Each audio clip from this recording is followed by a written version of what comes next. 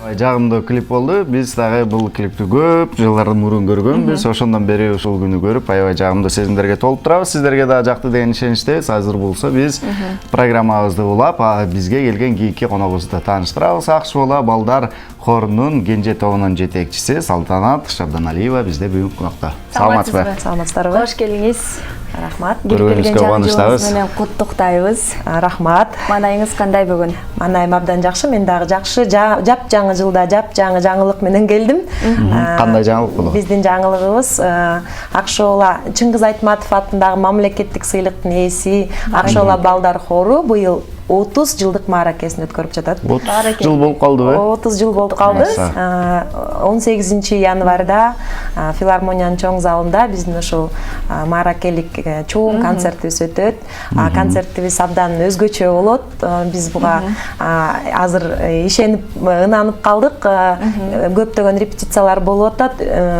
Көрүүчүлөр эмес, өзүбүзгө кызык репетициялар өтүп атат да, анан концертибиз мындан да кызыктуу болот деп ойлоп атабыз. Анткени саат канчада? Саат 2-де. 2-де. Анан анткени 18-inde концертибиздин өзгөчөлүгү мында. Аты Акшола менен ырдайбыз деп аталат.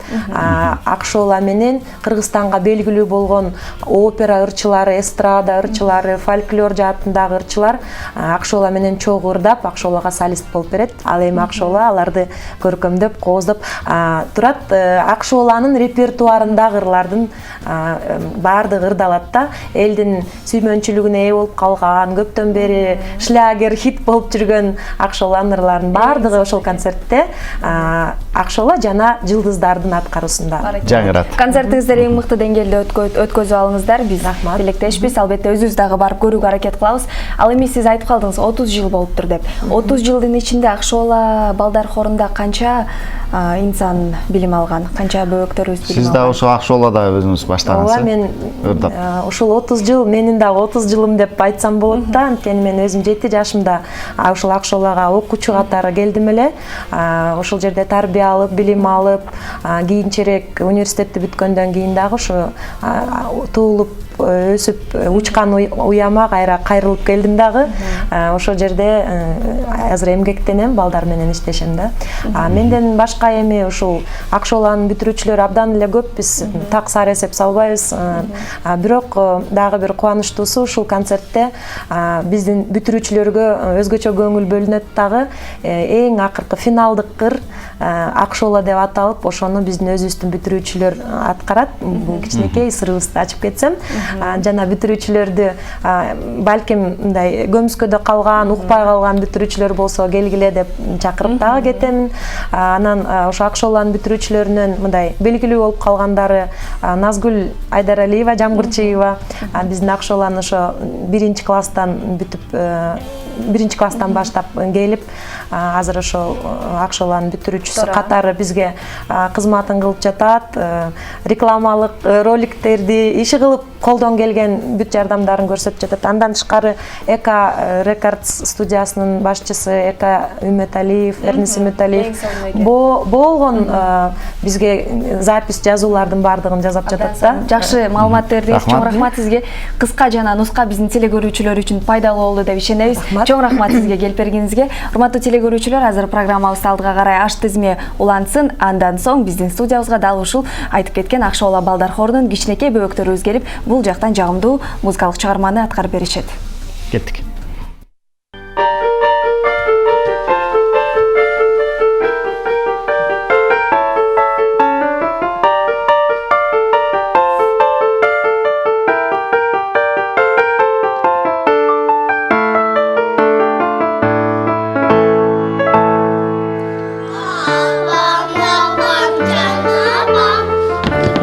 Seni cennete, kıllarının eki